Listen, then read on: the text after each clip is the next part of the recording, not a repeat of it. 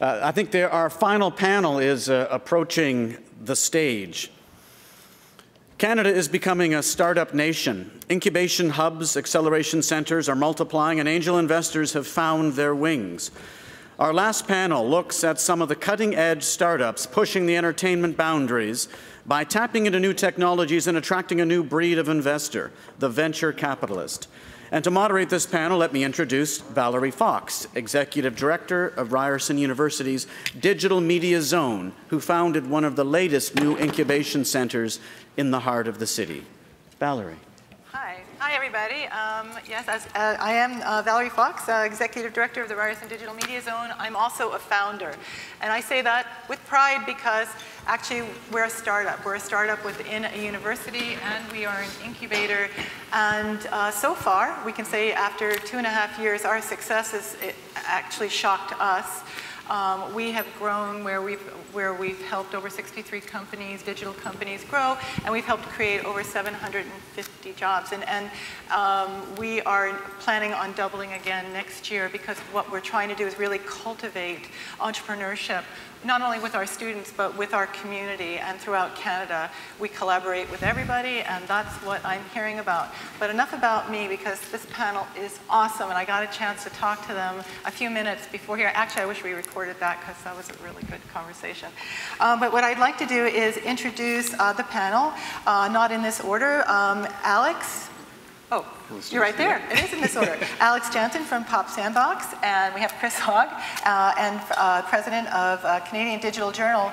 And just to let all of you know that he was awarded the Queen's Diamond Jubilee Medal. So let's give him a round of applause. We have John Stokes. He's a partner from Real Ventures of BC. And we also have Corey Vidal, founder of Apprentice Productions. Really cool, because it's funny because someone told me about you. I had known about you, but I didn't know about you, so that was kind of, now I can see the face. And also, if that made any sense at all, which you probably didn't, and Chris Arsenault, and he's the managing partner of iNovia Capital and a C100 founder, which is also an incredible organization if you don't know about it already.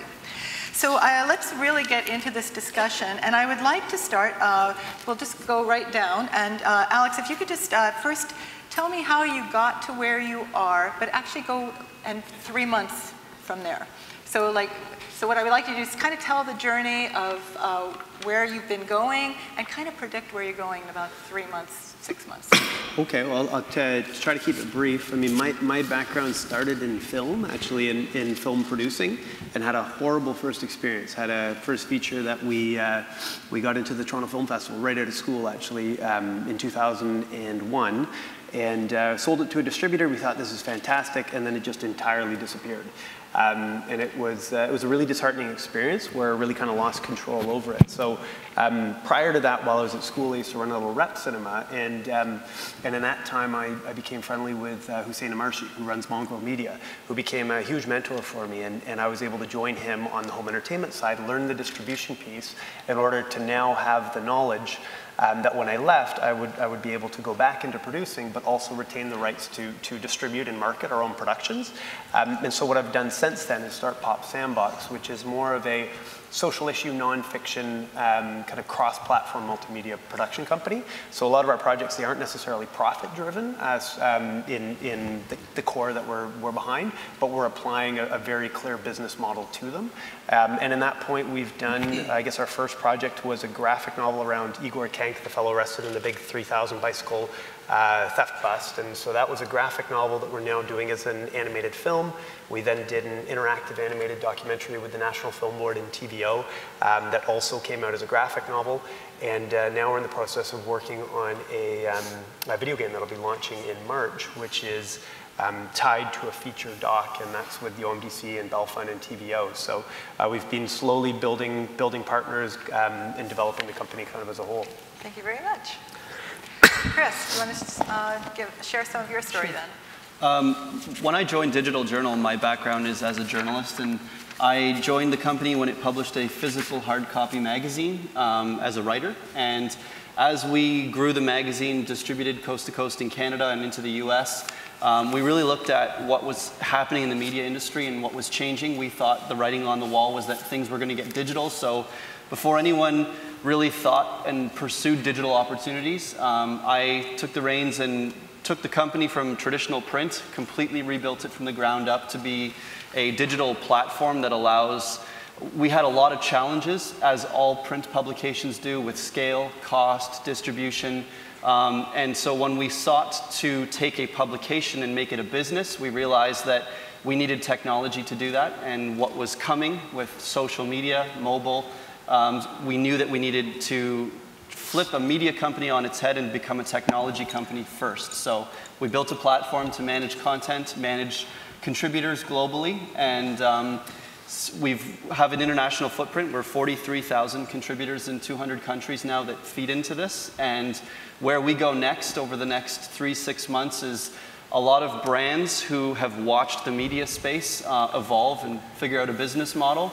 They're facing pressure from social media to communicate to their audience, and the most familiar business that they can think of is media. So we're in the process of taking our technology and our contributor base and helping brands to become publishers. That's brilliant. Thank you so much. Okay, John.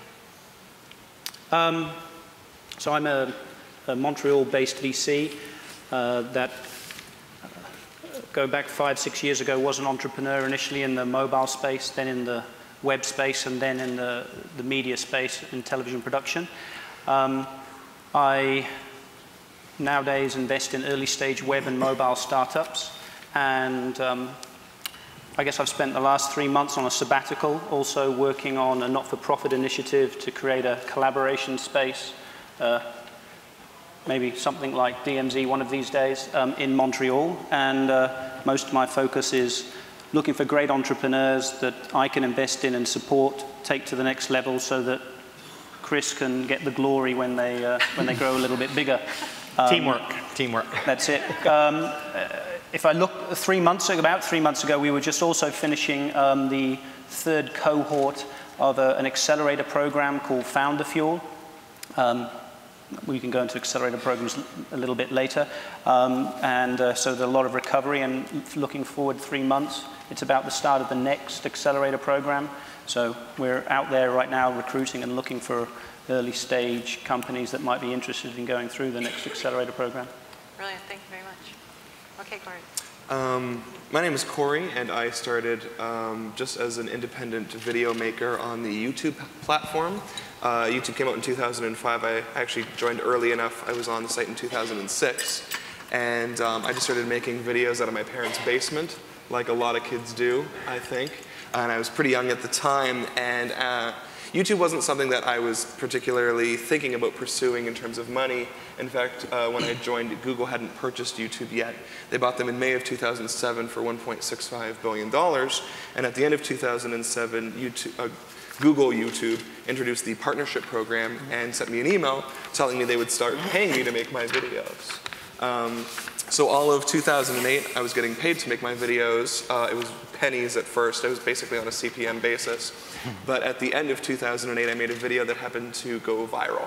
YouTube featured it on the front page, first in Canada and then again worldwide. It's called the Star Wars Acapella, and it got 5 million views in its first couple weeks. And because it was featured on YouTube, I got contacted by a lot of, distributors and media companies, HBO, CNN, it was on the news, and I ended up selling the television rights to NBC Universal for 50 grand while living out of my parents' basement.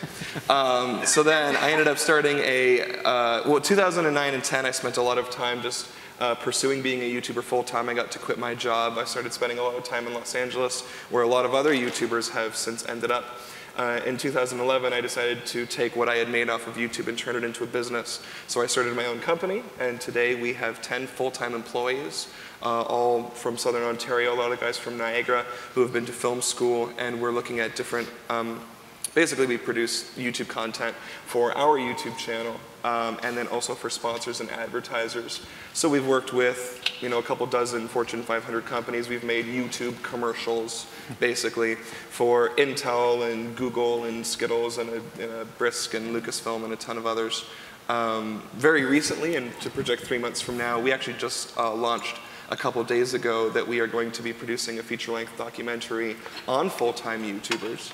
We're doing our Indiegogo campaign right now. We've raised 30 grand from our fans just in the past 2 days. Cool. So 3 months from now, we're hoping to be in across Canada and the United States filming with other YouTubers who do what I do and document people who live off of YouTube.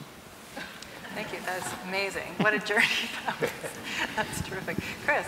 So Chris Arsenault. I'm with iNovia Capital. Started back in the early days of the internet and had the opportunity or the luck to bring Netscape to every other language other than English.